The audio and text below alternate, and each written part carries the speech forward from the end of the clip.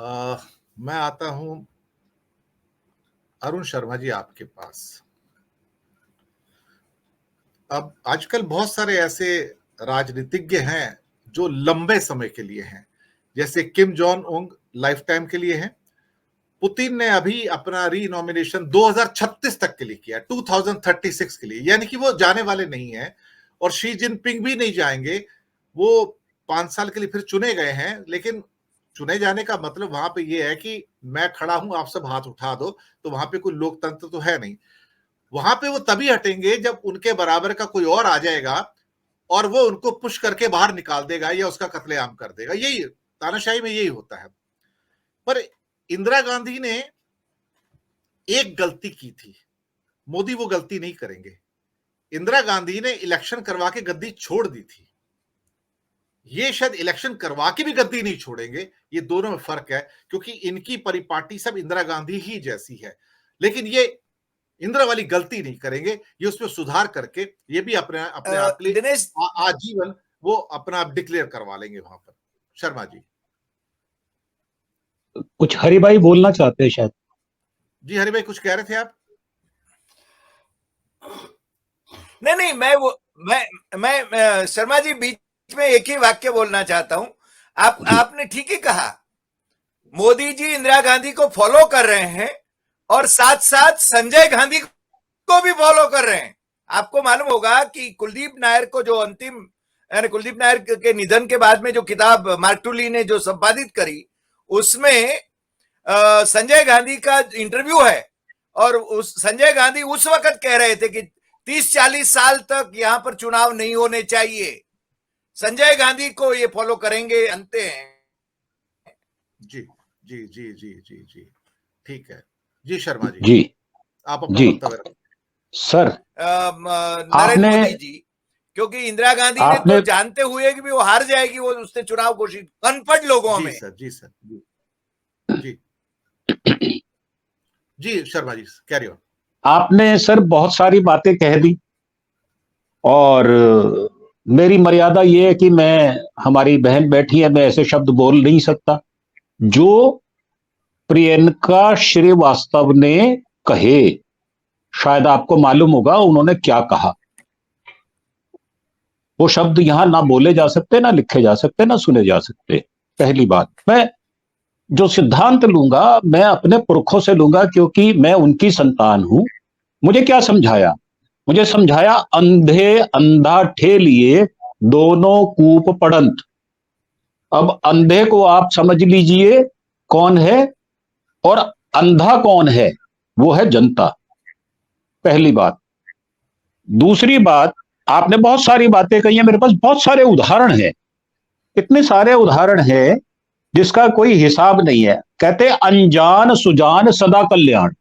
मूर्ख और जो व्यक्ति थोड़ा अनुभवी या ज्ञानी हो सदा सुखी रहता है।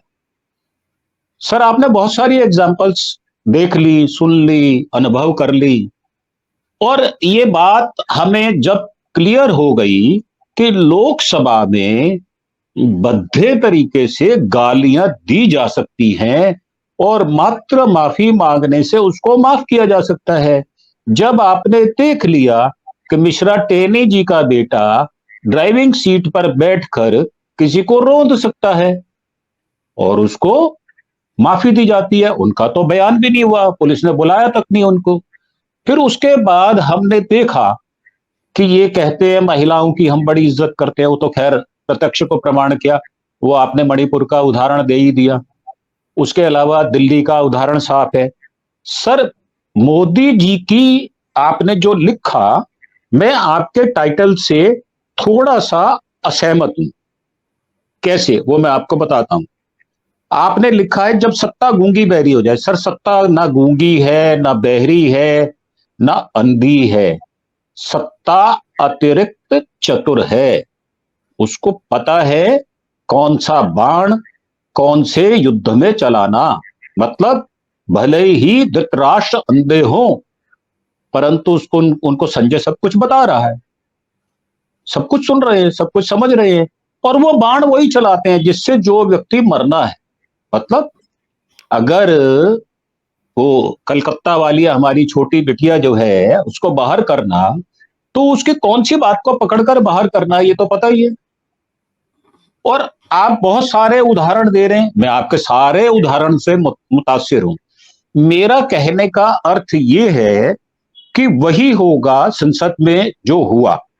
विद्रोह के अंकुर तो सर पहले भी फूटते थे, जब राम राज्य था तब भी फूटते थे, जब त्रेता युग था तब भी फूटते थे, और जब ये वाला काल आया तब भी फूटते थे। मैं बहुत सारी बातें अपने, जब आप कोई एपिसोड करते हैं उसके बाद मैं इतिहास में चला जाता हूं, अपने राजाओं की, अपने पिता बाप दादा की परिपाटी पढ़ता हूं। तो सर ये तो उनके बारे में तो बिल्कुल क्लियर है, मोदी जी के विषय में तो कोई कहने की जरूरत ही नहीं है। ना वो अंधे हैं, और वो सोच समझकर प्री प्लान, उन्होंने नोटबंदी करनी थी तो 14 से पहले फैसला कर लिया था, मैं प्रधानमंत्री बनूंगा तो ये करूंगा। मैंने आपको एक एपिसोड में कहा था 16-17 हजार करोड़ उनका बजट उनको मिला हुआ है बीजेपी को। सर 5 सिद्धांत और 5 सूत्र हैं। अभी संजय गांधी जी का नाम आया, उन्होंने क्या कहा था? पेड़ लगाओ। उन्होंने क्या कहा था कि व्यक्ति थोड़ी संतान पैदा करे ताकि जो हिंदुस्तान की वैभवता है वो अधिक जनसंख्या में बिखर ना जाए। तो बहुत सारी चीजें हैं सर, इतनी चीजें हैं, और ये विषय आपने इतना विस्तृत चुन लिया है। आप ट्विटर पर देखें, मोदी जी प्रधानमंत्री है हमारे, बड़े रिस्पेक्टेड है, किनको फॉलो करते हैं सर? जो यार दोस्त होते हैं, हमारे पिताजी हमें कहा करते थे, बेटे तेरे यार दोस्त मैंने देखे हैं बहुत सारे। और हमारे यहां क्या कहा गया? अंधा पीसे कुत्ता खाए।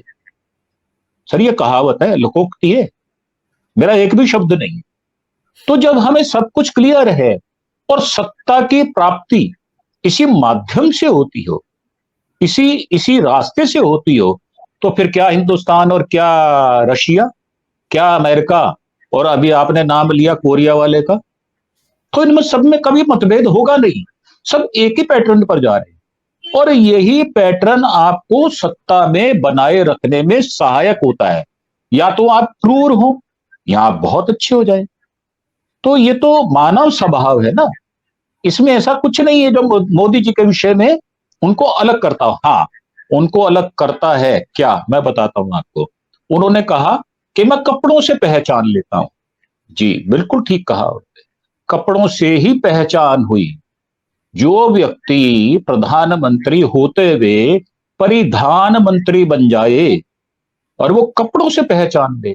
अभी बैठे मेरे फैयाज भाई, रामपुर तिराहा में क्या हुआ था? बहुत कुछ देखा उन्होंने, आपने भी देखा, मैंने भी देखा, परंतु हम थोड़े सहज भावी व्यक्ति हैं। हम उन बातों को जो खराब है, अभी जो लिखा गया गांधी जी के विषय में, उसको संधि विच्छेद करके जो उसकी व्याख्या की गई, वो निर्लज्जता की पराकाष्ठा है। और मैं तो इस बात को 93 से देखता आ रहा हूं, मुझे इनके कॉन्सेप्ट के बारे में कोई डाउट नहीं है, ये ऐसे ही चलेगा। हां, अगर विरोध मुखर ना हुआ तो सर ये बढ़ेगा। कहते हैं सुधांशु जी महाराज कहते हैं कि आपको कोई एक छोटे से गड्ढे में धकेल देता है और आप उसका विरोध नहीं करते तो अगला गड्ढा बड़ा होता है। मेरा यही कहना है जी।